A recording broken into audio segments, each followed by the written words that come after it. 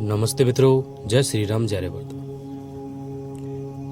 दोस्तों, ये दूसरा भाग है। पहले भाग में मैंने आपको बताया था कि कैसे मौन का पालन, ब्रह्मचर्य का पालन, वर्तमान में रहना, कार्यों को पूरी जागरूकता के साथ करना, इन सब का अभ्यास आपको जो है करना है। तो जो पहले भाग में बताया था उसका कम से कम 1 महीने तक अभ्यास जरूर कीजिएगा।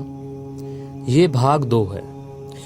यहाँ पर हम जानेंगे कि ईश्वर के बारे में थोड़ा सा, और उसके साथ में जागरूकता, ईश्वर प्रणिधान। देखिए दोस्तों, इसको बिल्कुल सरलता से आप सिर्फ इतना समझ लीजिए कि जो वेद हैं, वेद में ईश्वर को निराकार बताया है। अब सबसे बड़ी समस्या हमारे सामने ये उत्पन्न होती है क्योंकि बचपन से हम और आप सभी मूर्तियों की पूजा करते आए हैं, ठीक है, और उन्हें ही ईश्वर समझते आए हैं। बाद में जैसे वेदों के बारे में पता चला, और हम जानते थे कि भाई वेद जो हैं हमारे सबसे पहले हैं, और हालांकि वेदों के ऊपर कोई हिंदू चलता नहीं है, वो बात अलग है, लेकिन हमें ध्यान योग की तरफ आगे बढ़ना है, तो उसी को लेकर हम चलेंगे। ईश्वर निराकार है। वेदों में स्पष्ट आया है कि ईश्वर निराकार है, रूप रस गंध से रहित है वो, ठीक है ना, उसमें कोई नस नाड़ियां नहीं है, सर्वव्यापक है। अब जो चीज सर्वव्यापक है, निराकार है, आखिरकार उसका ध्यान कैसे करें? क्योंकि हमें तो बचपन से ये हमारे चित्त में भरा हुआ है कि जो दिखता है हम उसकी तो आकृति बना के कर सकते हैं ना, लेकिन वो तो आकार का ध्यान करना होगा। देखिए दोस्तों, ऐसी बहुत सारी चीजें हैं जो हमें दिखती नहीं है, काफी सारी बातें जो हमें दिखती नहीं है काफी, तो लेकिन फिर भी हमें उनका पता चल जाता है। जैसे आपको प्यास लगती है, अब प्यास आपके भीतर से ही आपको अनुभव होती है ना, दिखती तो नहीं है। भूख लगती है, भूख का भी ऐसे ही है, ठीक है ना। और भी बहुत कुछ आप इस बारे में सोच सकते हैं, ज्यादा इसमें क्यों जाना।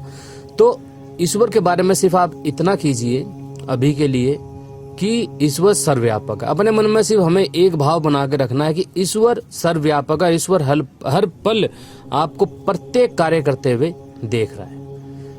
आपको ज्यादा इसमें खिचड़ी से अगर दिमाग में बन रही हो तो सिर्फ इतनी बात अपने दिमाग में बिठा लेना कि ईश्वर जो है प्रत्येक स्थान में, कण कण में, आपके भीतर भी है, बाहर भी, हर स्थान पे है। वो गति नहीं करता है क्योंकि गति करने के लिए स्थान चाहिए होता है, और ईश्वर प्रत्येक स्थान पे है, ठीक है ना। तो ईश्वर आपको देख रहा है प्रत्येक कार्य करते हुए। अब पहले भाग में हमने सीखा कि जागरूकता बना के रखनी है। अब इस भाग में हम सीख रहे हैं कि हमें हर समय कोई भी कार्य हम कर रहे हैं तो जागरूकता तो उसके साथ हमें बनानी है। जैसे कि आप भोजन कर रहे हैं तो भोजन के साथ में आपको उसको खूब अच्छे से चबाना है, उसका रस जो वो भीतर जाता है, ठीक है ना, रस जो बनता है उसको भी महसूस करना है, लेकिन साथ में एक भाव मन में बना के रखना है कि ईश्वर आपको देख रहा है ये कार्य करते हुए, ठीक है। जब आप पूरी तरीके से ईश्वर के प्रति समर्पित हो जाएंगे, जब आप हर जगह हर स्थान पे ये जान जाएंगे कि ईश्वर आपको देख रहा है, ठीक है, ईश्वर की अनुभूति का हर समय प्रयास करेंगे, तो इसको बोलते हैं ईश्वर के सानिध्य में रहना। तो ईश्वर के सानिध्य में प्रत्येक समय यदि हर समय व्यक्ति रहता है तो कभी भी गलत कार्य नहीं कर सकता। यानी कि जब आप ईश्वर के सानिध्य में रहेंगे तो आप कभी भी हस्त, मैथुन आदि या फिर और चीज जो आपको ब्रह्मचर्य आपका भंग करते हैं वो चीज नहीं कर पाएंगे। देखिए, आप क्या अपने माता पिता के सामने, अपने गुरुजनों के सामने हस्तमैथुन कर सकते हैं क्या? वो आपके सामने होगा, कभी भी नहीं कर सकते। चाहे कितना भी वेग आपके शरीर में उत्पन्न हो रहा हो, आप बिल्कुल भी नहीं करेंगे उनके सामने। तो इसी प्रकार जिस दिन आप ईश्वर को समर्पित हो जाएंगे, ईश्वर को ये बात मान लेंगे कि हाँ ईश्वर मुझे हर पल देख रहा है और जान रहा है, तो आप कभी भी ऐसा कोई गलत कार्य करेंगे नहीं, ठीक है। और जो भी कार्य आपको करना है ईश्वर का भाव बनाकर, और उस कार्य को आपको करना है। पढ़ रहे हैं तो मन में एक भाव बना के रखना कि हाँ ईश्वर आपको पढ़ते हुए देख रहा है और अपनी पढ़ाई कर रहे हैं पूरी जागरूकता के साथ वर्तमान में रहकर।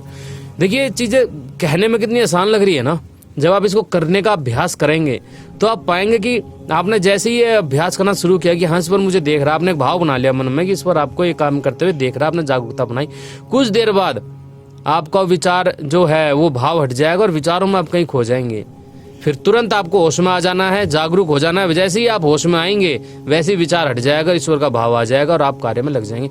अब जो ये चीज है ना, ईश्वर का भाव मन में बना रहा और हम कोई कार्य कर रहे हैं, ठीक है ना, वो जीव जब वो चीज बढ़ती जाएगी, यानी जैसे कि कोई 15 मिनट तक इस भाव को बना के रखा, कोई आधे घंटे तक इस भाव को बना के रखा, तो आप देखेंगे कि अलग ही आप धीरे धीरे तनाव रहित होने लगे हैं। आप जो पढ़ रहे हैं, आप अच्छी प्रकार से उस कार्य को कर पा रहे हैं। आप काम धंधा करने वाले व्यक्ति हैं, आप पढ़ने वाले बच्चे हैं, ठीक है ना, कुछ भी हैं आप, तो आप देख पाएंगे कि आप अच्छी प्रकार से उस कार्य को कर रहे हैं और इससे आपके स्वास्थ्य पे भी परिवर्तन आएगा। आपका स्वास्थ्य पे भी दिमागी रूप से, मानसिक रूप से बहुत ज़्यादा अच्छा रहेगा। एक चीज़ बताऊं मैं आपको, आपने सुना होगा ना, चिंता और चिंतन, ठीक है ना, बस थोड़ा सा ही अंतर है, ठीक है। तो हमें चिंतन करना चाहिए। चिंता में व्यक्ति खो जाता है, ठीक है, दुखी हो जाता है, पीड़ित हो जाता है। लेकिन जो व्यक्ति चिंतन करता है किसी समस्या को दूर करने के लिए, तो हमेशा जागरूक रहता है, पीड़ित नहीं होता है, दुखी नहीं होता है, व्यथित नहीं होता है, ठीक है ना, विचलित नहीं होता, परेशान नहीं होता है।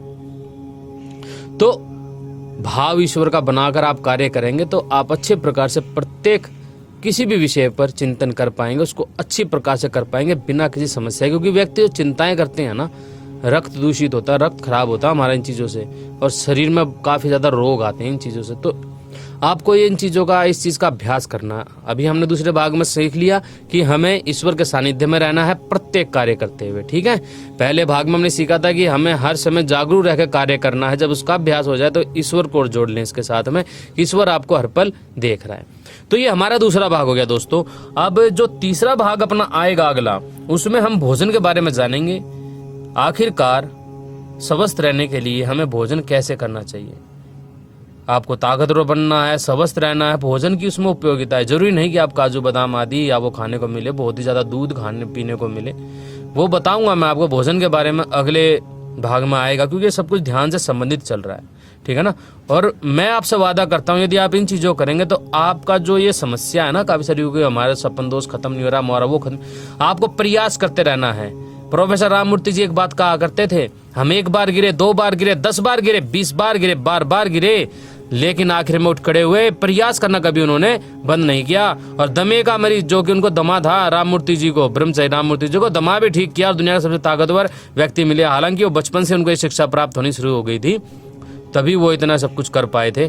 तो आपको लगे रहना है, हार नहीं माननी है। आप क्या सोचते हो 10, 15, 20 साल आपने अपने शरीर के अंदर विकार जकड़ लिए और 1-2 महीने में, 1 साल के अंदर आप सोचते हो कि आप पूरी तरीके से ठीक हो जाओगे? नहीं हो सकते हो अगर होना चाहो तो। इसी पल आदमी ठीक हो सकता है। इसी पल यदि अपने दिमाग को वश में कर ले, समझ ले, तो इसी पल वो सुधार कर सकता है। तो जैसे बता रहा हूँ, इस चीज पर आप आगे बढ़ना, निश्चित रूप से आपको लाभ मिलेगा। अगले भाग में मिलते हैं, भोजन के विषय में बात करेंगे, फिर उससे अगले भाग में और भी बहुत अच्छी जानकारी मैं आपको दूंगा। धीरे धीरे हम आगे बढ़ेंगे। इनका अभ्यास जरूर करते रहना दोस्तों। बिल्कुल आसान चीज है। क्या लगता है आपको, मैंने ये तो कहा नहीं आपको आसन लगा भी बैठ जाओ, नहीं ना। आप अपना कार्य कर रहे हो, बस भाव बना कर रखो ईश्वर का। जैसे मैं वीडियो बना रहा हूँ, ईश्वर का भाव बना कर रख लिया कि हाँ भाई ईश्वर मुझे देख रहा है वीडियो बनाते हुए भी, ठीक है ना। हर समय ईश्वर का भाव बना करा, गलत विचार कोई आएगा नहीं। इसका फायदा यही तो है दोस्तों, गलत विचार आएगा नहीं। आप कभी कोई गलत कार्य कर नहीं सकता। मन वचन कर्म से गलत कार्य नहीं कर सकते, किसी के बारे में गलत सोच नहीं सकते, आप षड्यंत्र नहीं कर सकते किसी के बारे में, गलत चीजों का, जो कि गलत है, गलत चीज आप कभी नहीं कर सकते उन चीजों के। उसमें हमेशा आपके जो भी आप कार्य करेंगे, समाज और देश हित के बारे में सोचकर ही कार्य करेंगे, कभी गलती नहीं कर सकते। यदि आप ईश्वर प्रणिधान, ईश्वर के सानिध्य में रहकर कार्य करेंगे तो बिल्कुल आसान सा है। मैं आशा करता हूं कि आप इन चीज़ों का अभ्यास करेंगे, जीवन में बार बार प्रयास करेंगे, तब आपको इन चीज़ों से लाभ मिलेगा। तो ठीक है जी दोस्तों, नमस्ते, जय श्री राम, जय हरिवर्धन।